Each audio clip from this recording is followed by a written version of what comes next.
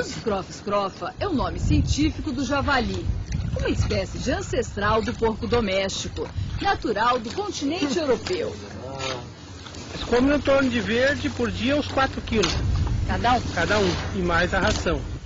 Ração eles comem em torno de 1,2 kg de manhã, 1,2 kg de tarde. O mais pesado que nós abatemos aqui deu 220 quilos, foi um reprodutor. A invasão do javali em território brasileiro foi registrada oficialmente em 1991, no Rio Grande do Sul. Essa história começou quando a espécie exótica foi introduzida para a caça na Argentina. Livre na natureza, o javali se espalhou, passou para o Uruguai e atravessou a fronteira do Brasil. Aí houve uma busca, inclusive desses animais da natureza que estavam soltos, foram pegos, levados para cativeiro. Aí o IBAMA colocou uma normativa que quem tivesse javali que se cadastrasse como criador, né? Muita gente não se cadastrou, terminou o prazo, não se cadastraram. Aí a fiscalização começou a atuar e eles, para não serem atuados, antes da fiscalização chegar, eles soltavam esses animais. Na última década, o número de javalis aumentou e causou prejuízos para os produtores rurais. Que tipo de prejuízo, assim, o senhor já teve? Estrago no milho e no sorgo e na soja, né? Praticamente, vamos dizer, numa lavoura de 100 hectares de sorgo, de perder mais de 20% da produção. O Scrofa scrofa tem grande capacidade de adaptação e nenhum predador natural, o que torna desigual a competição com as espécies nativas. O costume do javali de escavar o chão ameaça as espécies que constroem ninhos no solo. Como ele tem um faro melhor do que o cachorro, então um ninho de perdiz, de algumas aves que nidificam no chão, é um problema sério. Eles acham mesmo. E isso aí está contribuindo para a diminuição da população das aves silvestres.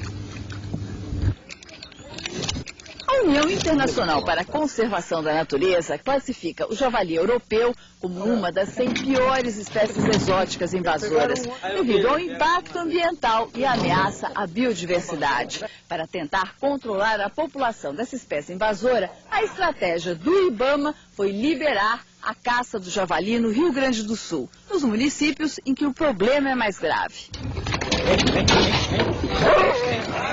Pela portaria mais recente do IBAMA, de agosto de 2005, a caça ao javali passa a ser permanente e permitida em todos os municípios gaúchos. Mas para caçar, é preciso ter licença do IBAMA.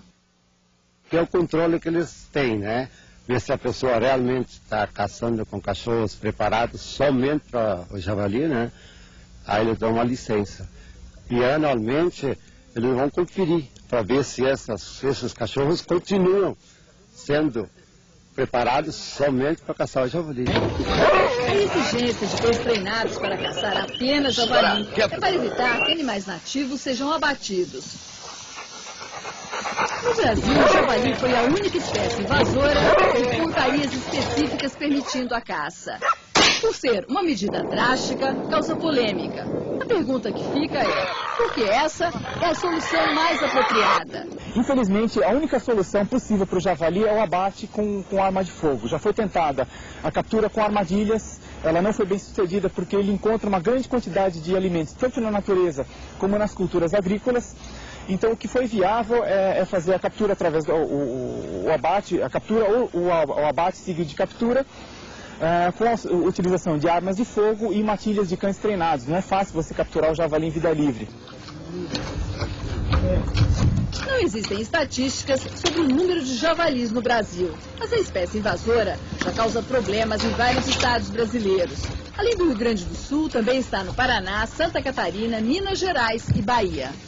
Eu tenho uma posição um pouco de cautela em relação à caça como um esporte, mas acho que em determinadas situações é fundamental. No caso do javali, não vejo outra solução. Ele compete por espaço, ele compete por comida, ele compete por, inclusive, ele tem o potencial de cruzar com espécies nossas nativas. E isso, com certeza, é inclusive um dos grandes riscos ao próprio banco de germoplasma, digamos, da biodiversidade brasileira.